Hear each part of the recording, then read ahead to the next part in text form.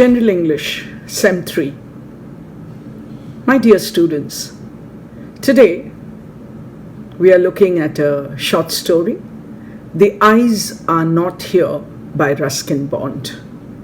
Before I say even a word about the story or the writer, I just want to read this very short story to you, because appreciating a story on your own reading, I think, is one of the best ways to read a story.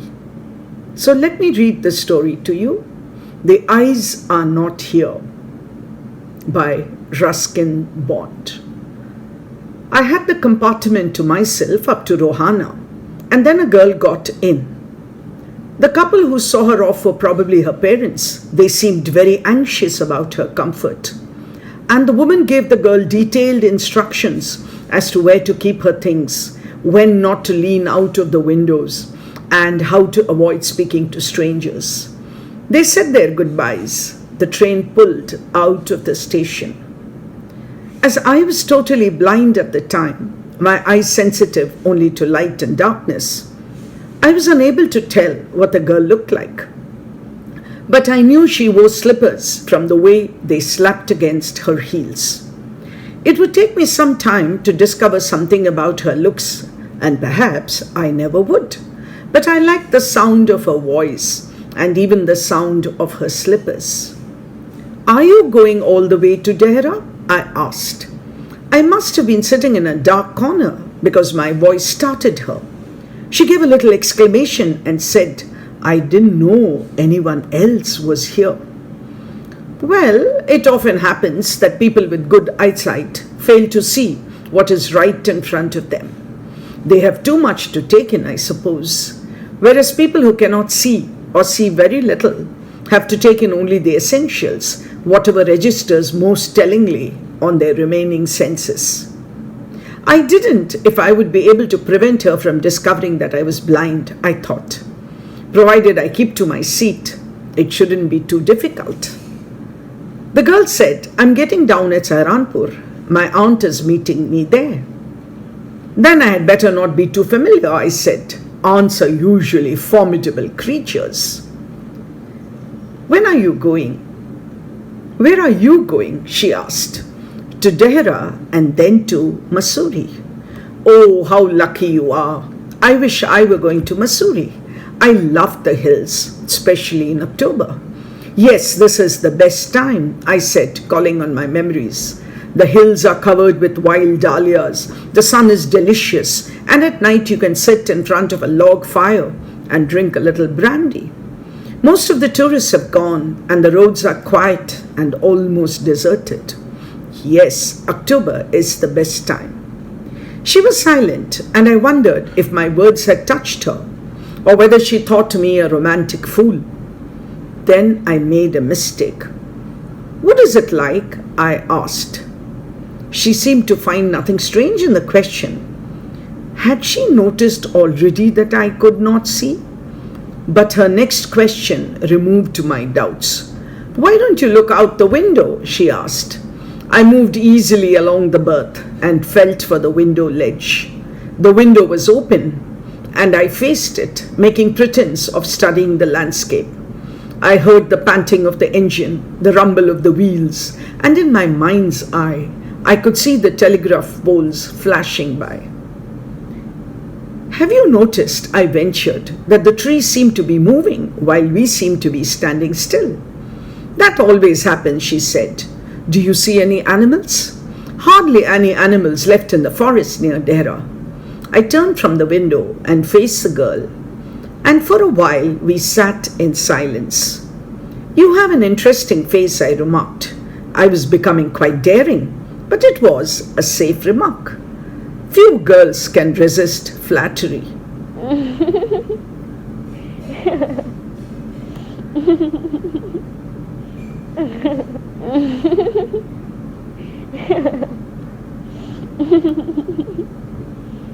She laughed pleasantly, a clear, ringing laugh. "It's nice to be told I have an interesting face. I'm tired of people telling me I have a pretty face." "Oh, so you do have a pretty face," thought I, and aloud I said, Yes, you do. You are a very gallant young man, she said. But why are you so serious?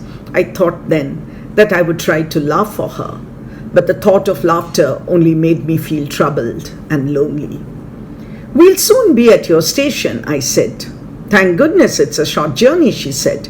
I can't bear to sit in a train for more than 2 or 3 hours. Yet I was prepared to sit there for almost any length of time, just to listen to her talking. Her voice had the sparkle of a mountain stream. As soon as she left the train, she would forget our brief encounter, but it would stay with me for the rest of the journey and for some time after. The engine's whistle shrieked, the carriage wheels changed their sound and rhythm. The girl got up and began to collect her things. I wondered if she wore her hair in a bun, or it was plaited, or it hung loose around her shoulders, or if it was cut very short.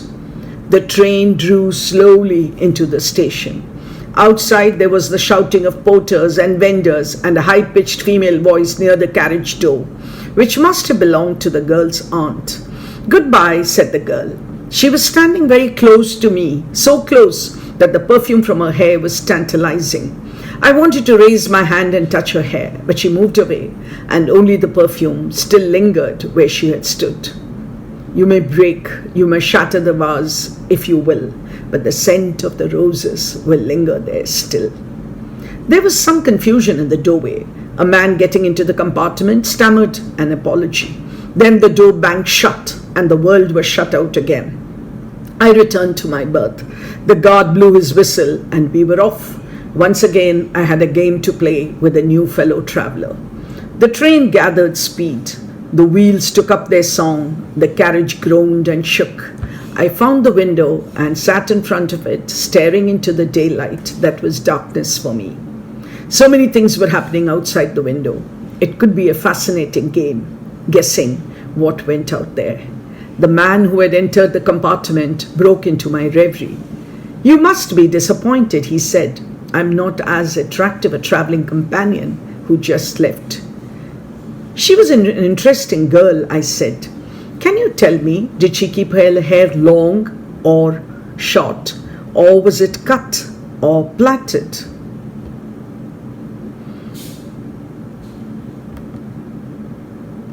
"I don't remember," he said, sounding puzzled. It was her eyes I noticed, not her hair. She had beautiful eyes, but they were of no use to her. She was completely blind. Didn't you notice? That, my dear students, was The Eyes Are Not Here by Ruskin Bond. I believe there have been other titles to the story, like The Girl in the Train, The Eyes That Are There, etc. But in our prescribed textbook, it is The Eyes Are Not Here by Ruskin Bond, born in 1934.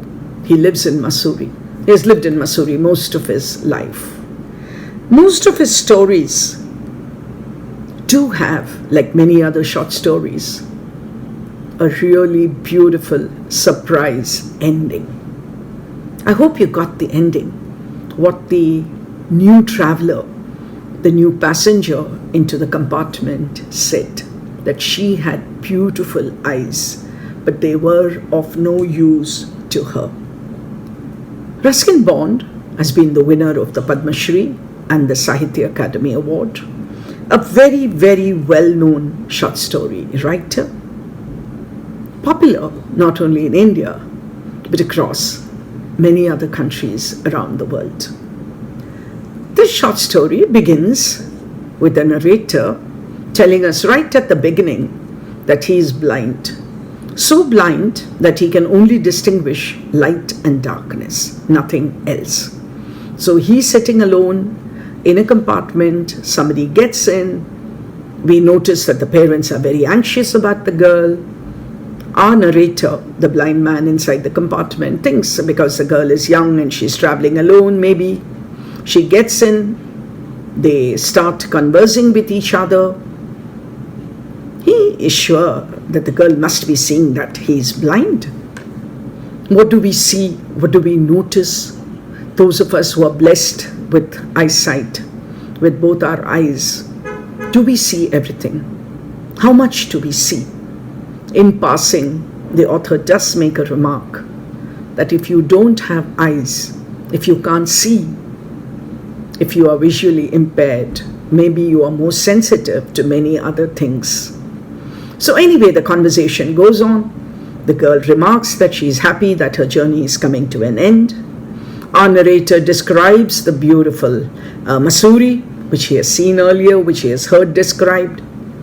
And the conversation goes on till they reach their station. The girl is going to be met by her aunt. The aunt is there. She leaves with a goodbye. And all the while, the narrator has no idea what the girl looks like. But he noticed something, remember, that she's wearing slippers. And how does he know that? We call it flip-flop, because as you walk, your heel goes up and then touches the slipper, the end of the slipper again. And so there's a sound which, when we wear slippers, which don't happen when you're wearing shoes, for example. So he does notice that. And then the girl just gets off with a cheerful goodbye. And the narrator imagines that she's going to forget him in a moment, but he's going to remember the encounter, the meeting for a long, long time. And then there is the end of the story, where a new passenger comes in and just comments very, very cheerily, very, very, by the way, without any seriousness to the comment, I'm not going to be as interesting as your previous co-traveler. I'm not as attractive a traveling companion, he says.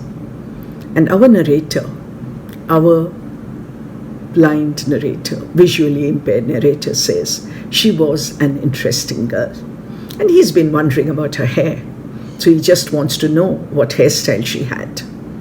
And then the story ends with these lines. I don't remember, he said, sounding puzzled. It was her eyes I noticed, not her hair. She had beautiful eyes, but they were of no use to her. She was completely blind. Didn't you notice? So the new passenger has not yet noticed that our narrator cannot see, that our narrator has eyes which are of no use to him, just as they were for that girl with the interesting face who got off. It's a simple story. What is the author trying to tell us? I think he's trying to tell us a lot of things. He's trying to tell us how things that we take for granted, we don't even notice that we have them. We don't notice how lucky we are to have our senses intact till we come across somebody who doesn't have one of the senses. He notices how probably people who are deprived of one sense have their other senses far more powerful, far more effective, like the sense of sound and smell for our narrator seem to be much more. A very short story, but an interesting short story, written in very simple language. And that is why, my dear students, I read out the whole story to you. The questions can be very, very simple. Describe the narrator, describe the girl, comment on their conversation. What is Mussoorie like? Which is the best part of the year to visit Mussoorie? Why? What is the importance of senses, the sense of sight, according to the narrator? Simple story, simple questions, but I hope you did enjoy it. All the best for reading, for studying, and for your exams whenever you have them. Goodbye, my dear students.